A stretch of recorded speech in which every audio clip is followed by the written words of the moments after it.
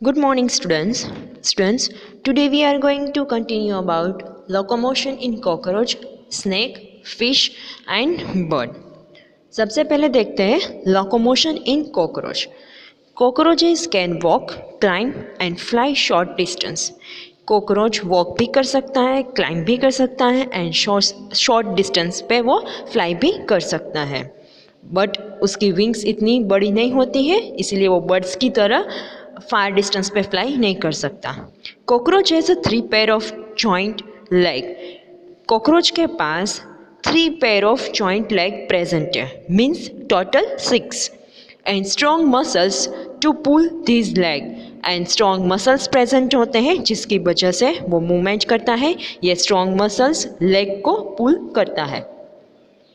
This leg help the cockroach to walk and climb. और यही leg cockroach को walk करने में एंड क्लाइंबिंग करने में हेल्प करता है.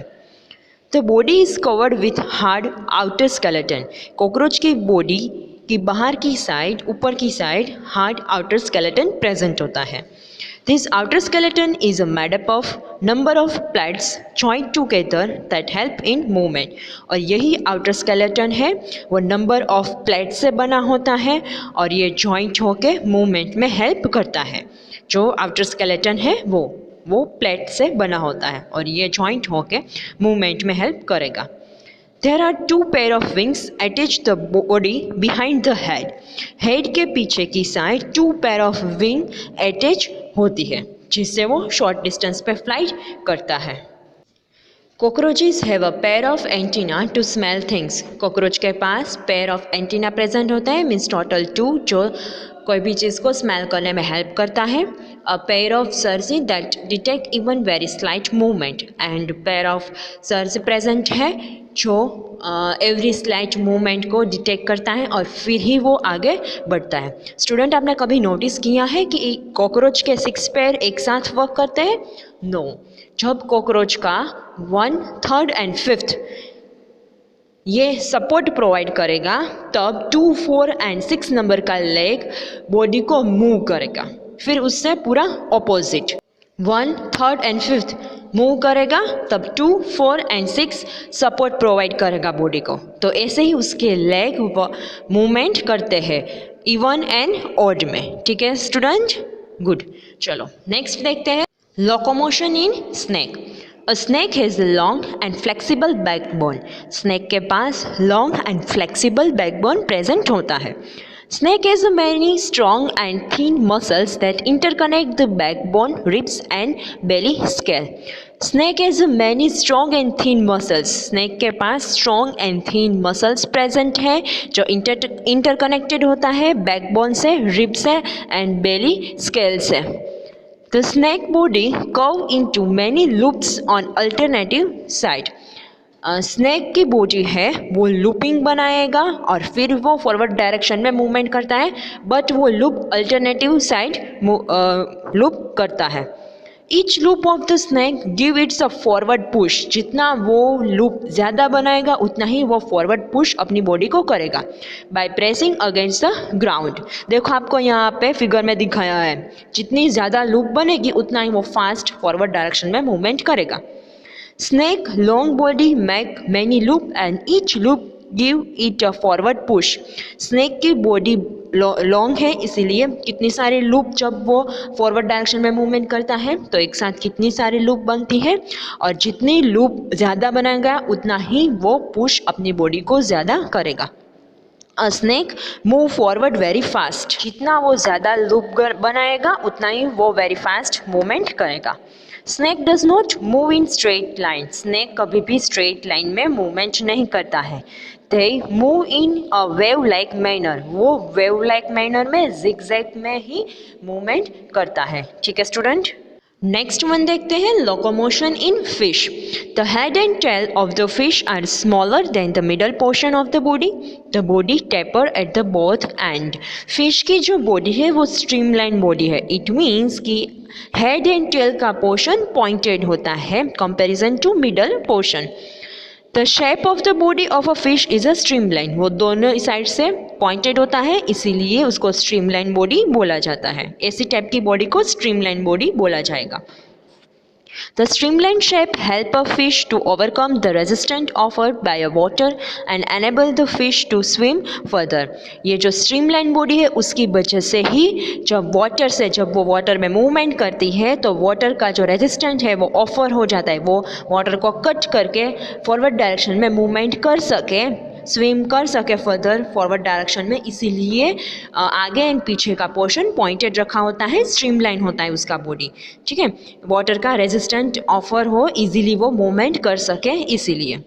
The skeleton of the fish is covered with the strong muscles. Fish का जो स्केलेटन है वो स्ट्रॉन्ग मसल से कवर होता है। During swimming, the front part of the body curves to one side and tail part moves to the opposite side. जब वो swimming करते हैं तब उसका फ्रंट पार्ट वन साइड होता है, उसकी एग्जैक्ट ऑपोजिट साइड टेल का पार्ट प्रेजेंट होता है, वो दोनों ऑपोजिट साइड होगा हेड एंड टेल का। ठीक है स्टूडेंट, आपको समझ में आया ना? देखो यहाँ पे फिगर में दिखाया है। Next one, the fish form a curve और लूप। फिश भी कर्व एंड लूप फॉर्म करती है। Then quickly the body and the tail curve to other side. This produce a jerk and push the body forward. And क्या वो करती है, उसका tell का पोर्शन ऐसे कर्व में मूवमेंट करेगा दूसरी साइड हेड की एग्जैक्ट ऑपोजिट साइड, इसीलिए एक जर्क प्रोड्यूस होता है। इट मीन्स कि उसकी बॉडी फॉरवर्ड डायरेक्शन में पुश होती है। A series of such jerk make the fish swim ahead. और जितना सीरीज ऑफ जर्क मीन्स जितना ज़्यादा वो बनाएगा उतना ही वो अहेड मीन्स फॉरवर्ड डायरेक्शन में मूवमेंट करेगा, स्विम करेगी। The fins present on the body help in the movement. Fish की बॉडी पे फिन्स प्रेजेंट है जो मूवमेंट में हेल्प करता है। The fins on the body of fish help maintain the balance of a body and direction while swimming. इसके अलावा fins fish की बॉडी को बैलेंस रखने में भी हेल्प करता है। Fins act as a brake when fish need to stop. जब फिश को स्टॉप होना है तो फिन्स होते हैं वो ब्रेक का काम भी करता है। The tail fins act like a rudder that help the fish to change the direction. इसके अलावा जो टेल फिन्स है वो क्या करता है, एज ए रडर का काम करता है, वो डायरेक्शन को चेंज करने में हेल्प करता है। हम यहाँ पे कैसे रडार सिस्टम लगाते हैं, रडार सैटेलाइट भेजते हैं इंफॉर्मेशन कलेक्ट करने के लिए, वैसे ही वो डायरेक्शन को चेंज करने में भी हेल्प करता है। तो स्टूडेंट आपको समझ में आया ना फिश के बारे में। नेक्स्ट वन है locomotion in birds. Birds can fly and walk on the ground. Birds क्या करते हैं, फ्लाई भी कर सकते हैं एंड ग्राउंड पे वॉक भी कर सकते हैं। Some birds like duck and swan can swim in water. कुछ बर्ड लाइक डक है, स्वान है, वो वाटर में स्विम भी कर सकते हैं। Bird can fly due to certain modification. Bird fly कर सकते हैं बिकॉज उसकी बॉडी में कुछ मॉडिफिकेशन हुआ है, इसीलिए हुआ होता है। The forelimbs are modified into wings that help them to fly. हमारे बॉडी में हैंड है वो फोरलिम्ब है, बट बर्ड्स की बॉडी में फोरलिम्ब है वो मॉडिफाइड हो जाता है विंग्स में, इसीलिए वो फ्लाई कर पाते हैं। The hind limb are used to walking and perching. और उसके हिंड लिम्ब है वो वॉक करने में एंड पर्चिंग करने में हेल्प करता है। The bones are hollow that makes their body light. उसके जो बोन्स होते हैं वो होलो मीन्स बीच में से एम्प्टी होते हैं, इसीलिए उसके बोन्स लाइट होते हैं। Birds have a powerful chest muscles that help them in moving their wings up and down during flight. Birds के जो मसल्स होते हैं, चेस्ट मसल्स है वो बहुत स्ट्रॉन्ग होते हैं, जो विंग्स को अप एंड डाउन फ्लाई करने में हेल्प करता है। Birds have a streamlined body that cut the air current while flying. Fish की तरह बर्ड्स की बॉडी भी स्ट्रीमलाइन है बिकॉज वो जब एयर में फ्लाई करता है तब एयर को कट करना पड़ता है, इसीलिए बर्ड्स की बॉडी स्ट्रीमलाइन होती है। सेम वैसे फिश में होता है स्ट्रीमलाइन बॉडी। ठीक है स्टूडेंट्स, नेक्स्ट वन है। नेक्स्ट आपको कुछ इंफॉर्मेशन दी गई है yoga for better health. Yoga is an ancient Indian tradition. Yoga पहले से ही किया जाता है। 21 June is celebrated as international yoga day. 21 जून को इंटरनेशनल योगा डे सेलिब्रेट किया जाता है। Yoga help in keeping the balance backbone erect. Yoga हमारे बैकबोन को इरेक्ट रखने में मीन्स सीधा रखने में हेल्प करता है। Enable us to sit straight, हमें स्ट्रेट बैठने में हेल्प करता है and not squash. Means bend नहीं हो जाता है। It help in making the bone strong and increase the muscle strength, वो हमारे बोन्स को स्ट्रॉन्ग रखने में एंड मसल की स्ट्रेंथ बढ़ाने में हेल्प करता है, इसीलिए आपको डेली योगा करना चाहिए। इसी के साथ ही हमारा चैप्टर नंबर 8 ख़त्म होता है। ठीक है स्टूडेंट, आपको समझ में आया ना?